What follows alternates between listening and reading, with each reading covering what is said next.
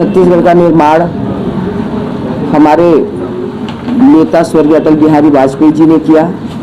15 साल डॉक्टर रमन सिंह जी ने मुख्यमंत्री के तौर पर इस प्रदेश के विकास, गरीबों की भलाई और नक्सल उन्मूलन के लिए बहुत ईमानदारी के साथ काम किया। 18 के चुनाव में कांग्रेस ने एक झूठा पत्र और झूठे वादे करके जनता के वोट तो लिए, लेकिन 5 साल ये लोग अपनी कुर्सी की लड़ाई में व्यस्त रहे और इनकी लड़ाई में जनता पिस गई। विकास से दूर हो गया है छत्तीसगढ़ और जिन कार्यों के लिए केंद्र सरकार ने, माननीय प्रधानमंत्री जी ने विभिन्न मंत्रालयों के माध्यम से राशि उपलब्ध कराई थी, उसका खुलकर बंदरबाट हुआ, भ्रष्टाचार हुआ। बहुत सारी योजनाओं की राशि को लेकर जांच जारी है। कुछ लोग इनके जेल में हैं, कुछ चुनाव के बाद जेल जाएंगे। अभी हमारा संकल्प पत्र पेश हुआ है। छत्तीसगढ़ किसानों का प्रदेश है। इस प्रदेश में जो भी धान खरीदी गई है बीते 5 वर्षों में 2500 रुपये समर्थन मूल्य कहकर विदेश में जी ने जो धान खरीदा है उसका 2183 रुपये भारत सरकार का है। केवल 317 रुपये प्रदेश सरकार का है। हम 91 लाख मीट्रिक टन धान खरीदने के लिए फंड देते हैं, जिससे 61 लाख मीट्रिक टन चावल होता है। तो ये झूठी वाहवाही ले रहे हैं और अपने हाथ से ही अपने पेट पर थपा रहे हैं। हमने किसानों के लिए वादा किया है, कि देश आपकी सरकार बनने जा रही है। अभी फसल पककर तैयार है, खेत में है, खलिहान में है। किसान 3 दिसंबर के बाद धान बेचे।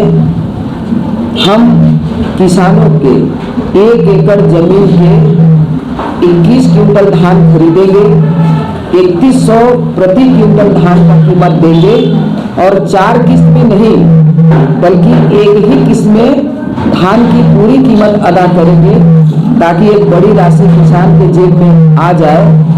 और सबसे महत्वपूर्ण बात कि 3 पंचायतों के अंदर धान खरीदी केंद्र भी बनाई जाएगी। जो भूमिहीन किसान हैं, ऐसे किसानों को चिन्हांकित करके 10,000 प्रति साल हम 10,000 रुपये उनको देंगे। प्रदेश में आधी जनसंख्या महिलाओं की है।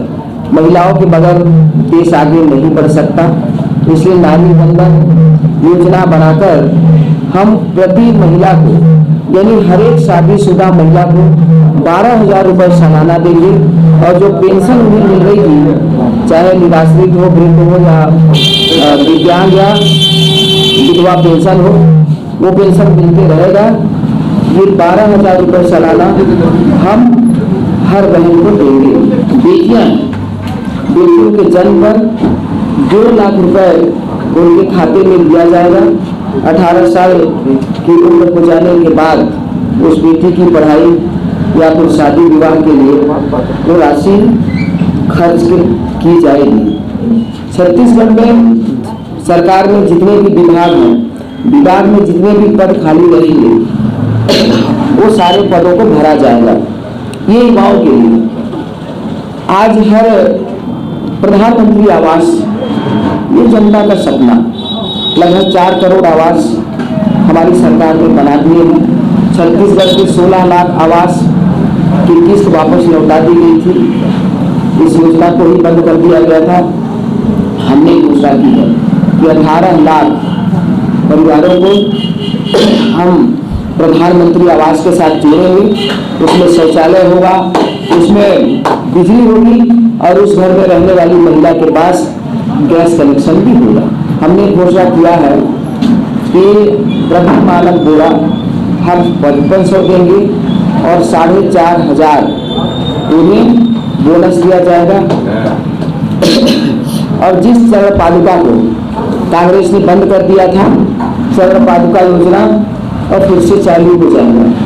ये गांव-गांव में जो नल जल की योजना चल रही है, इसकी 60% राशि भारत सरकार की है। इन क्षेत्रों में वो भी बंद है और जहाँ कहीं काम भी चला है, बहुत घटिया निर्माण है। व्यक्ति जब बीमार पड़ता है, पूरा परिवार परेशान। हमने 15 साल के बीते समय में आए स्मार्ट कार्ड योजना 50,000 रुपये तक बना के दिए थे। माननीय प्रधानमंत्री जी ने देश की सबसे बड़ी स्वास्थ्य योजना लागू की, 5 लाख रुपए का कार्ड बनाकर दिया, जिसमें 1300 प्रकार की बीमारी का इलाज होता है और देश के बड़े से बड़े अस्पताल में उनका इलाज हो सकता है। लेकिन आज बहुत सी ऐसी बीमारियां हैं जो 5 लाख रुपए में उनका इलाज संभव नहीं हो पाता। जैसे किसी का किडनी ट्रांसप्लांट कराना है, उसमें बड़ी राशि लगती है। तो अब हम 10 लाख रुपए तक इस आयुष्मान योजना में देंगे और 500 नए जनधन औषधि केंद्र भी खोलेंगे, जहां बहुत सस्ते रेट पर दवाइयाँ मिलती हैं। युवाओं के लिए कुछ नौकरी करेंगे, कुछ खेती करेंगे, कुछ व्यवसाय करना चाहेंगे। व्यवसाय के लिए हमने कोरोना के अवसर पर स्वनिधि योजना प्रारंभ की, जिसमें 10,000 से लेकर 50,000 तक हमें ऋण देते हुए मुद्रा लोन योजना 50,000 से लेकर 10 लाख, स्टार्टअप योजना 1 करोड़ से लेकर 10 करोड़। और हमने तय किया है कि युवाओं को रोजगार देने के लिए और जो भी अपना व्यवसाय प्रारंभ करेंगे उसमें 50% की राशि का अनुदान होगा और वो भी ब्याज, और जो 50% जो लोन लेंगे वो ब्याज मुक्त होगा। अब इस क्षेत्र में राम वन गमन है, जहां निर्माण कार्य चल रहे हैं। हालांकि कल मैं गई थी, इन स्थानों पर जो निर्माण के काम हो रहे हैं वो घटिया स्तर के हैं। जो देवी देवता के स्थान है वहाँ पर ऐसा नहीं होना चाहिए। ये वक्त है राम मंदिर निर्माण का, जनवरी तक राम मंदिर का निर्माण हो जाएगा 2024 में। सभी लोगों को भगवान राम के दर्शन करने के लिए जाना है। तो हमने ये घोषणा किया है कि जो भी प्रभु राम जी का दर्शन करने के लिए जाएंगे, अयोध्या तक उनके लिए ट्रेन सुनिश्चित की जाएगी और वो पूरी तरीके से फ्री रहेगी। जिस तरीके से चारों धाम है, तो छत्तीसगढ़ में भी कई शक्तिपीठ हैं। 1000 किलोमीटर की ऐसी शक्तिपीठ का भी शक्तिपीठ परियोजना भी प्रारंभ होगा। मैं इन क्षेत्रों में घूम रही हूँ तो भी देखती हूँ कि सब्जियों का उत्पादन बहुत बड़े पैमाने पे होता है। टमाटर बहुत होता है। जरूरत इस बात की है कि उनकी सब्जी का जो उत्पादन है उसका सही रेट मिले और वो टिके रहे। तो टिकाने के लिए कोल्ड स्टोर की ज़रूरत है। हम लोगों ने तय किया है कि हर एक जिले में किसानों के लिए कोल्ड स्टोर की व्यवस्था की जाएगी। हर एक जिले में सिम्स अस्पताल की व्यवस्था की जाएगी और हर एक जिले में IIT का भी निर्माण किया जाएगा। तो अब ये हमारी घोषणा, कांग्रेस ने भी पिछले समय पर घोषणा किया था, लेकिन प्रदेश की जनता जानती है कि सब झूठ साबित हुआ, पूरा झूठ साबित हुआ। हाथ में गंगा जल और गाय की पूंछ पकड़ के कसम खाने वालों ने किसानों को, महिलाओं को, कर्मचारियों को, नौजवानों को, पढ़ने वाले छात्र छात्राओं को खूब धोखा दिया है। नौकरी के नाम पे पैसा लिया है। इसलिए हाई कोर्ट ने PSC के रिजल्ट को रोक दिया है। 15 सालों में हमने जो भी प्रक्रिया की बहुत पारदर्शिता के साथ की। कहीं पर इस प्रकार की शिकायत नहीं आई और जब भी कोई शिकायत आती है बहुत ईमानदारी के साथ उसकी जांच की जाती है। और हमने ये भी वादा किया है जनता के साथ 3-5 सालों में जहां कहीं भी जिन भी योजनाओं के क्रियान्वयन में कोई भी प्रकार की गड़बड़ी हुई है तो उसकी जांच की जाएगी। इस प्रदेश को भ्रष्टाचार मुक्त बनाने की हमारी कल्पना है।